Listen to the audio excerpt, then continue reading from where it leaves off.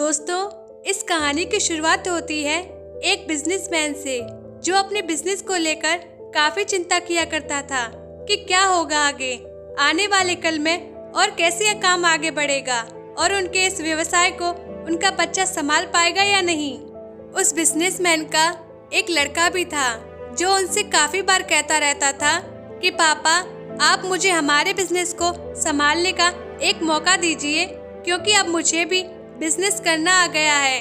लेकिन वो व्यक्ति कभी भी अपने बेटे को मौका नहीं देता था। एक दिन इस बिजनेसमैन को दिल का दौरा पड़ जाता है और इसके चलते उसको हॉस्पिटल में भर्ती किया जाता है। जैसे ही ये खबर उसके बेटे को पता चलती है, उसका बेटा दौड़ करके हॉस्पिटल में पहुंचता है। बेटे के हॉस्पिटल में पहुंचने के बाद उसने ये देखा कि उसके पापा अब एडमिट हैं और डॉक्टर्स ने उससे कहा कि आपके पापा पहले से थोड़ा ठीक है और धीरे धीरे करके वे अब रिकवर हो जाएंगे। फिर उस लड़के ने अपने एक दोस्त को कॉल करके वहाँ पर बुला लिया। फिर उसका दोस्त वहाँ पर आता है और उससे पूछता है कि क्या हुआ भाई। फिर उस बिजनेसमैन के लड़के ने अपने दोस्त से कहा कि मेरे पापा को दिल का दौरा आया है और उन्हें अस्पताल में एडमिट किया हुआ है। इसके बाद उस बिजनेसमैन का लड़का अपने दोस्त से कहता है कि चलना जरा बाहर चल के जाते हैं, बहुत देर हो गई है। इधर फिर वो दोनों अस्पताल से बाहर चले जाते हैं। जब वो दोनों अस्पताल से बाहर निकले तब उनको एक आइसक्रीम वाला दिखाई देता है। फिर उस बिजनेसमैन के लड़के ने अपने दोस्त से कहा कि भाई आ जाओ, आइसक्रीम खाते हैं। ये बात सुनकर उसका दोस्त थोड़ा चौंकता है और मन ही मन कहता है कि अरे ये क्या पागलपन है। इसके पापा अंदर भर्ती हैं और ये यहाँ पर आइसक्रीम खाने की सोच रहा है। फिर उन दोनों ने आइसक्रीम खरीद ली और वे दोनों आइसक्रीम खाने लगे। लेकिन उसका जो दोस्त था उससे ये रहा नहीं गया और उसने अपने दोस्त से पूछ लिया, भाई मुझे समझ नहीं आ रहा है कि तुम्हारे बिजनेस का आगे क्या होगा और तुम्हारे पापा की तबीयत भी ठीक नहीं है और तू यहाँ आइसक्रीम खा रहा है, मुझे कुछ समझ नहीं आ रहा है। फिर ये जो बिजनेसमैन के लड़के ने जो बात कही, उसने अपने मित्र से कहा कि मुझे मालूम है कि तू ये सोच रहा होगा कि मेरे पापा एडमिट हैं और यहाँ पर आइसक्रीम चल रही है, मजे चल रहे हैं, पर ऐसा कुछ नहीं है।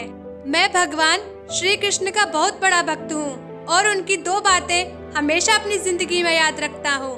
पहली बात जो हम सबको पता है कि काम करना है और फल की चिंता नहीं करनी है, इसलिए जो होगा देखा जाएगा।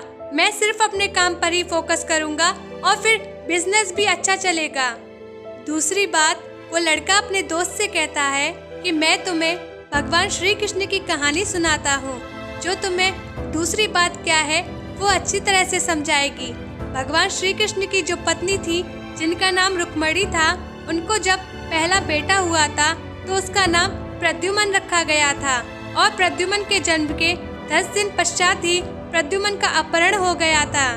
प्रद्युम्न के अपहरण के कारण रुक्मणी नाराज और उदास रहने लगी कि क्या होगा। भगवान श्री कृष्ण रुक्मणी जी से कहते हैं कि चिंता मत करो क्योंकि प्रद्युम्न जहाँ भी होगा वहीं पर ठीक होगा। लेकिन इतना समझाने के बावजूद भी रुक्मणी अपने बच्चे की चिंता में उदास और निराश रहती थी और इस तरह चिंता करते करते रुक्मणी जी के 18 साल बीत गए। 18 साल के बाद द्वारका में जब प्रद्युम्न की वापसी हुई और जब प्रद्युम्न द्वारका में वापस आए तो उनके साथ उनकी पत्नी मायावती भी थी। अब समस्या ये थी कि मायावती की उम्र प्रद्युम्न से 20 साल ज्यादा थी। वहाँ रुक्मणी पहले तो खुश हुई, बच्चा वापस आ गया, और फिर से दुखी हो गई क्योंकि इतनी बड़ी लड़की से शादी की। इसलिए रुक्मणी फिर से भगवान श्री कृष्ण से जाकर कहने लगी कि ये क्या हो गया। फिर भगवान श्री कृष्ण जी ने माँ रुक्मणी जी से कहा कि जो हो गया उसको स्वीकार कर लो और आगे बढ़ो और चिंता मत करो। लेकिन माँ रुक्मणी ये कह रही थी कि बड़ी लड़की से शादी क्यों कर ली और ये ही लड़की मिली थी क्या, और इस बात को स्वीकार नहीं कर पा रही थी। इसके कारण 8 साल तक माँ रुक्मणी जी दुखी और निराश रही और 8 साल के बाद रुक्मणी जी ने ये स्वीकार कर लिया कि प्रद्युम्न ने जो यह शादी करी थी वो ठीक है और इसके लिए ज्यादा चिंता करने की जरूरत नहीं है, और उस शादी को उन्होंने स्वीकार कर लिया। दोस्तों, एक तरीके से माँ रुक्मणी जी ने अपने जिंदगी के 26 साल उदासी में बिता दिए। इस कहानी को खत्म करते हुए वो लड़का अपने दोस्त से बोला कि मैंने अब स्वीकार करना सीख लिया है, क्योंकि भगवान श्री कृष्ण जी कहते हैं कि जो हो रहा है उसे स्वीकार कर लो, जिंदगी अपने आप सहज हो जाएगी।